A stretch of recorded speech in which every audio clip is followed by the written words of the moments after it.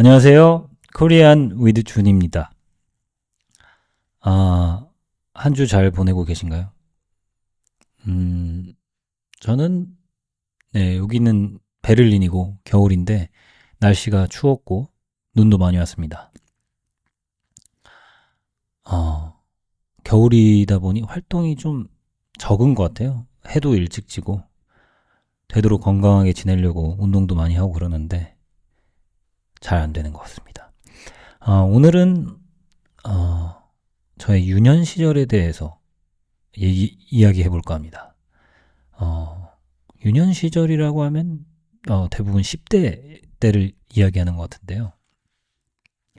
한국에서 10대 때라고 하면 굉장히 통제된 삶을 살아야 될 것 같습니다. 왜냐하면 특히 고등학생 때 말이죠. 공부를 참 많이 해야 됩니다. 특히 제가 고등학교 다닐 때에는 정말 공부를 많이 시켰던 것 같아요. 억압적이기도 했고요. 예를 들어,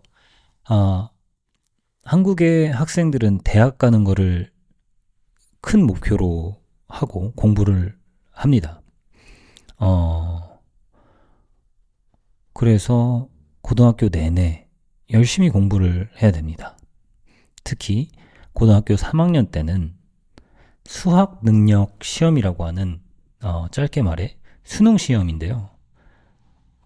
그 시험을 치르고 그 성적에 따라서 대학에 입학합니다. 대학 가는 건 굉장히 중요한 행사이죠. 그래서 제가 고등학교 때는 아침 7시에 학교에 등교해서 밤 10시까지 공부했던 기억이 있습니다. 좀 더 공부하고 싶은 사람들은 학교 수업이 끝난 다음에 사립학원을 갑니다. 실제로 직접 돈을 지불하고 학원에 가서 더 많은 수업을 듣는 것이죠. 왜 이렇게 공부를 했는지 모르겠습니다. 그렇게 되면 대체 하루에 얼마나 많은 시간을 공부에 써야 할까요?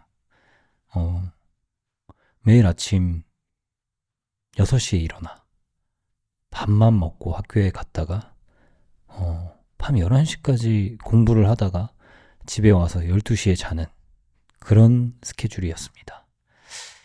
지금 생각하면 대체 어떻게 그렇게 살 수 있었을까? 말이죠. 근데 18살이었죠, 그때가. 정말 에너지가 많고 하고 싶은 것도 많을 때입니다. 그런데 공부를 해야 됐죠. 수능 시험을 잘 보고 대학에 가야겠다 결심을 했고 공부를 해야 했습니다. 근데 생각해보면 어릴 때는 참 하고 싶은 것도 많았던 것 같습니다. 운동도 더 많이 배워보고 싶었고 악기도 배우고 싶었습니다.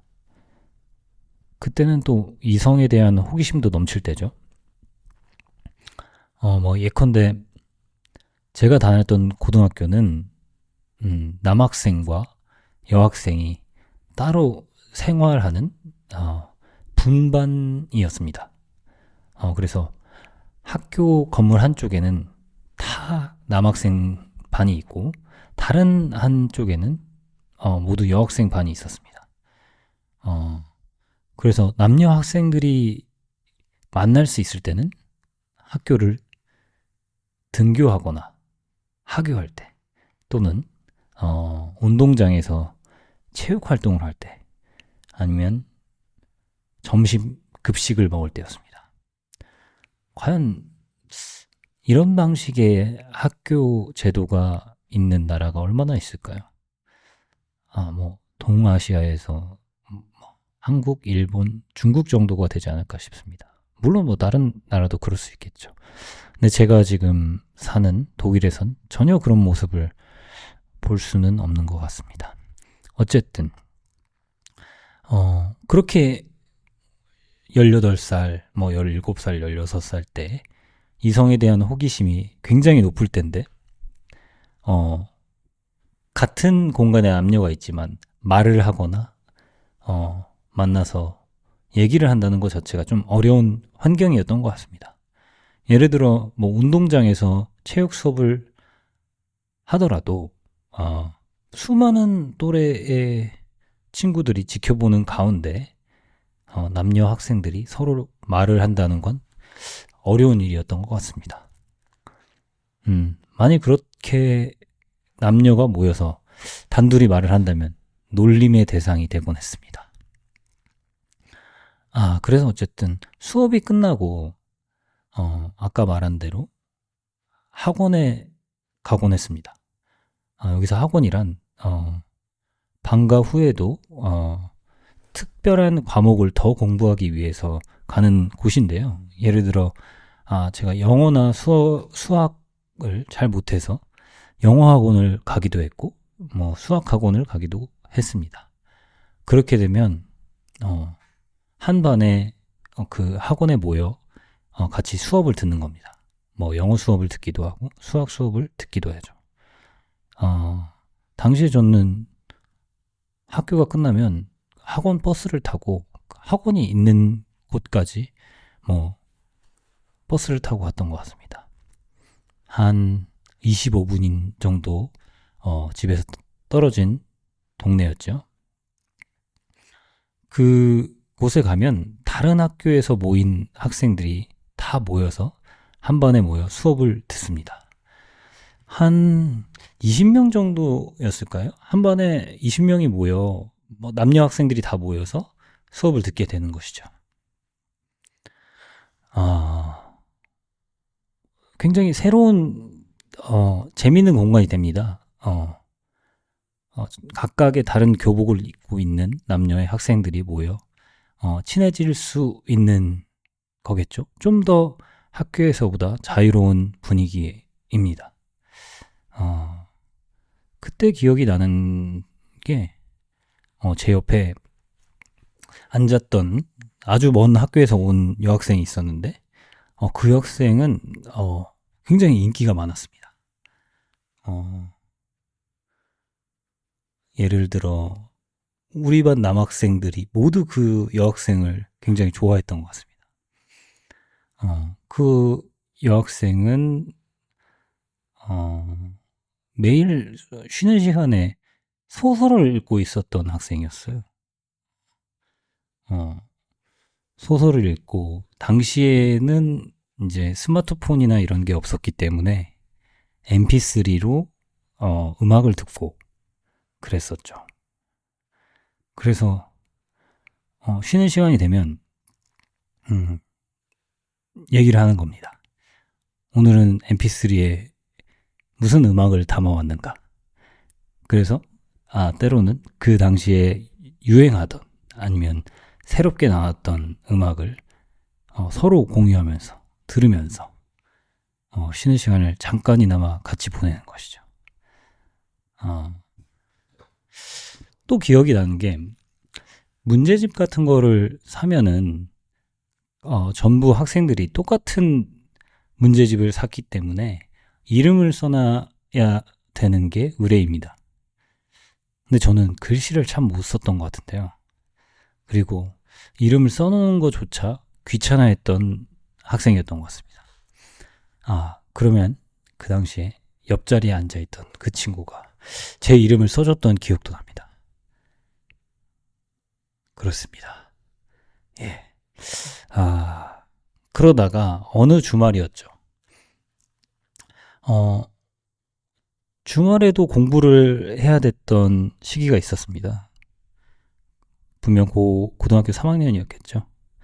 그래서 그 친구랑 가깝게 지내게 됐고, 둘이 만나서 공공 도서관에 갔던 기억이 납니다. 봄에서 여름으로 좀 넘어가는 시점이었던 것 같은데요. 굉장히 7시부터 밤 10시까지 매일매일 공부를 하다가 주말에 누군가와 단둘이 만나서 도서관에 가는 그 느낌은 무엇이었을까요? 예, 참 새로웠던 것 같습니다. 도서관에 갔고 공부를 하고 있는데 뭔가 설레는 기분이 들었습니다. 그렇게 몇 시간인가 공부를 하고 다시 또 도서관 바깥을 나와, 저는 대전 사람이었는데 서대전 공원이라는 공간이 있습니다. 그 공간을 가서 산책을 막 했던 기억이 납니다. 그리고 서대전 공원에는 아주 오래된 나무가 있는데요. 그 나무 앞에 벤치에 앉아서 아무 일도 없이, 아무 대화도 없이 그냥 그 나무 앞에 앉아서 한 1시간 정도를 여유 있게 시간을 보냈던 것 같습니다. 그때는 앞으로 어떤 시간들이 펼쳐질지 정말 모르는 시기였던 것 같습니다. 어디로 대학을 가게 될 것이며, 추후에 제가 이렇게까지 독일에 나와서 살고 있을 것은 더더욱 몰랐으며, 그랬던 것 같습니다. 그렇게 그 친구랑 이제 한 시절을 이렇게 지냈던 것 같은데요. 나중에, 어떻게 연락이 닿게 됐는데, 그 친구는 벌써 2아이의 엄마가 되었다고 합니다. 신기한 건 그 친구는, 사범대학교라고 하죠. 그래서 선생님이 되는 학교에 갔고, 대학교 때 만난 사람과 아마 결혼을 한 것으로 알고 있습니다. 대학을 졸업하고 얼마 되지 않아 결혼을 했으며, 선생님이 되었고, 그 사이에 아이 둘의 어머니가 되었다고 합니다. 잘 지내고 있는 것 같습니다. 예. 저는 이렇게 여기서 혼자 잘 지내고 있습니다. 고등학교 때를 생각하니 막 여러 장면들이 스쳐 지나갔는데요. 그 중에 한 장면이 이런 장면들이었던 것 같습니다. 네. 네. 여러분들은 고등학교 때 어떤 기억이 나시나요? 각각의 나라에서 한국어를 배우고 계신 여러분들은 어떤 고등학교 시절을 보내셨나요? 참 궁금하네요. 또 지금 고등학교 시기를 보내는 사람들은 어떤 관심사와 누구와 함께 어떤 시간을 보내고 있는지 궁금하기도 합니다. 네. 어쨌든 오늘은 여기까지 하는 걸로 하겠습니다. 네. 다음 시간에 또 뵙도록 하겠습니다. 감사합니다.